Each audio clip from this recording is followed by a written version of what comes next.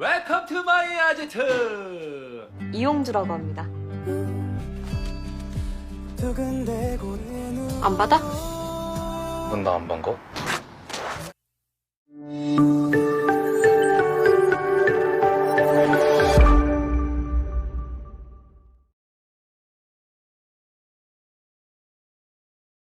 Film dimulai dengan diperlihatkan kembalinya seorang perencana keuangan yang bernama Kang Huyong. Huyong memilih tinggal bersama pamannya karena ia hanya pulang selama 10 hari. Di sisi lain, terdapat seorang wanita yang tengah berjalan sendirian karena hendak menemui seseorang untuk kencan buta. Wanita itu bernama Lee Hongju. Saat Hongju sampai di kafe, ia melihat Huyong yang tengah duduk sendiri. Ia mengira Huyong adalah orang yang ia maksud untuk kencan buta. Saat Huyong melihat Hongju, ia kaget karena Hongju adalah cinta pertamanya di masa lalu. Namun, tak lama kemudian, sepupu teman Huyong yang bernama Miso datang dan mengatakan jika Hongju salah orang. Saat Huyong tengah bersama Miso, Huyong justru terfokus kepada Hongju. Saat Huyong melihat jika Hongju keluar bersama pria kencan butanya, Huyong pun mengikutinya.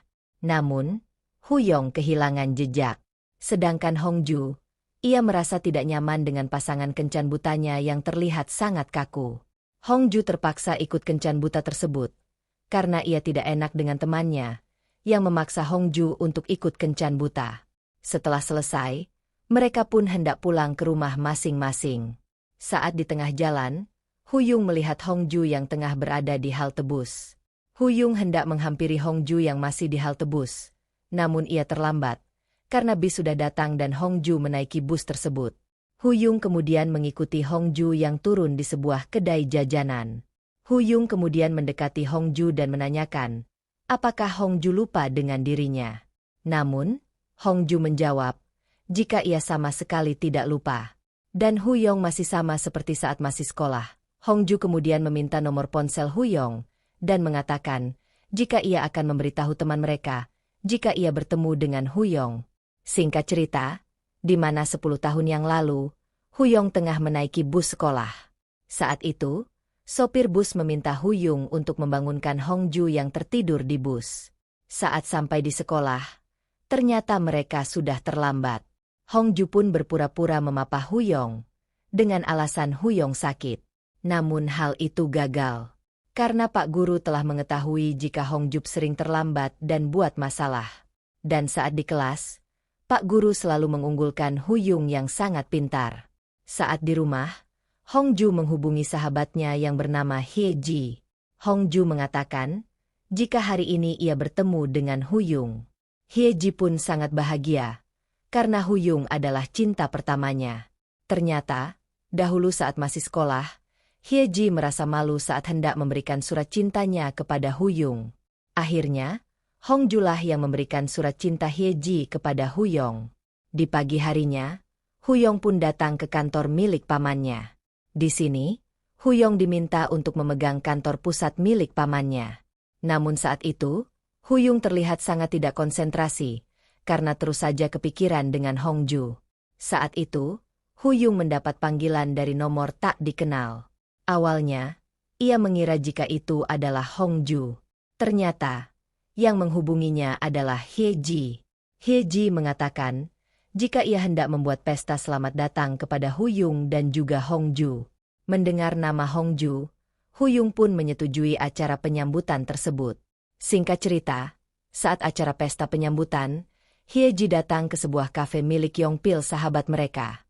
Dan saat Huyong datang, Yongpil langsung memeluk Huyong karena sudah lama tak bertemu. Di sisi lain, Hongju dihubungi atasannya dan meminta Hongju datang menemuinya. Saat itu, atasannya meminta beberapa laporan dan menyuruh Hongju untuk ikut makan bersama. Saat itu, Hongju hendak menolak permintaan atasannya karena ia hendak bertemu dengan Hye-ji dan Huyong. Namun, atasannya memaksa Hongju hingga Hongju tidak bisa menolaknya. Dan setelah sekian lama menunggu, Hongju pun datang juga. Namun, Hongju datang dengan keadaan mabuk. Di sini, Yongpil pun meminta Huyong untuk mengantar Hongju pulang. Sedangkan dirinya, akan mengantar Hyeji pulang ke rumah. Dan saat di perjalanan, Hongju jalan dengan sempoyongan. Tiba-tiba, Hongju berlari ke sekolah dan mengatakan jika mereka sudah terlambat. Tanpa sengaja, Hongju pun mengulang kembali cerita mereka saat masih sekolah. Huyung pun tertawa mendengar celotehan Hongju. Saat melihat Huyung tertawa, Hongju mengatakan jika ia bukan Huyung, karena dahulu Huyung sangat jarang tertawa. Hongju juga mengatakan jika ia bahagia bisa bertemu kembali dengan Huyong.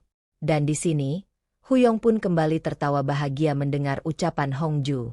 Hongju kemudian memberi ramen kepada Huyong dan pamit pergi. Huyung pun menyadari jika Hongju ternyata tinggal di atap rumah milik pamannya.